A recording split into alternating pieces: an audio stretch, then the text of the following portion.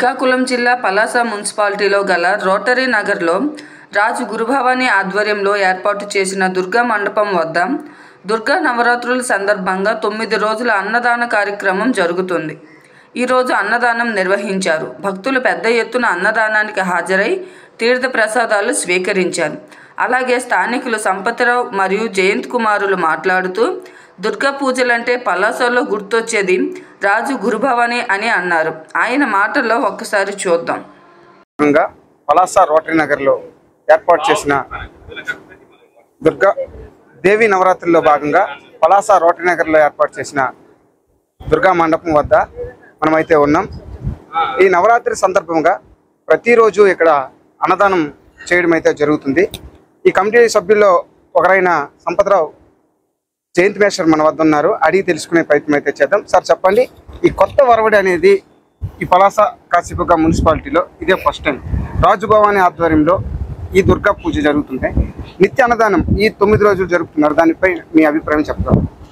ముఖ్యంగా చెప్పాలంటే ఈ దుర్గా మాత దుర్గా పూజలన్నా దుర్గా అంటే చాలు పలాస కాశీబులో గుర్తొచ్చేటువంటి మొట్టమొదటి వ్యక్తి రాజుభవాని. అంటే మా ఇంటి పక్కలే ఉంటాడు. నాకు తెలిసి ఒక 15-20 సంవత్సరాల నుంచి తను చూస్తున్నాను.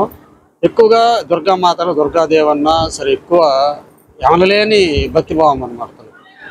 ఈ ఒక్క దుర్గా పూజల్లోనే కాకుండా జనరల్గా ఏంటంటే అగ్నికొండమని చెప్పేసి మీకు నవంబర్ డిసెంబర్ ఆ ప్రాంతంలో వేస్తుంటాం. చండీ యోగంలో అది ఒకటి మంచి ఫేమస్. ఇక్కడికి మన జిల్లాలోనే ఫేమస్ ఇక్కడ ఇది.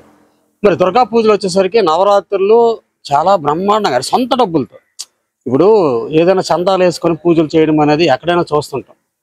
కానీ ఇతని వరకు ప్రత్యేకత ఏంటంటే ₹1 కూడా ఎవరికి అడగకుండా డొనేషన్ తీసుకోకుండా పూజలు చేయడం అనేది నాకు తెలిసి గత 15 సంవత్సరాల నుంచి చేస్తున్నాడు.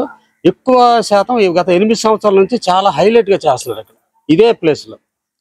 తిత్లీ తుఫాన్ టైంలో కూడాను చాలా భారీ బడ్జెట్ పెట్టి చేస్తే అప్పుడు తిత్లీ తుఫాన్ టైంలో పడిపోయింది, కానీ చాలా చక్కగా చేయడం జరిగింది. అలాగే అతనికి దైవభక్తి చాలా ఎక్కువ, ఆ దుర్గామాత అంటే చాలా మక్కువ. అయితే ఈ అన్నదానం అనేది జనరల్గా పూజలు చేస్తే ఒక రోజు పెట్టుకుంటారు. కానీ ఇతనేటంటే ఈ సంవత్సరం కొత్త వరవడికి శ్రీకారం చుట్టాడనే చెప్పాలి. ఎందుకంటే మొదటి రోజు నుండి మళ్ళీ ఎండింగ్ రోజు వరకు కూడాను ఇది నవరాత్రుల్లో కూడా ప్రతి వారికి వచ్చినటువంటి భక్తులకి అన్నదానం చేయాలనేటువంటి ఒక సంకల్పం ఏదైతే ఉందో నిజంగా హర్షణీయం, చాలా గొప్పతనం. అది 10 మందికి అన్నం పెట్టాలి. పూజలన్నీ చేస్తే సుఖమే ఉంది.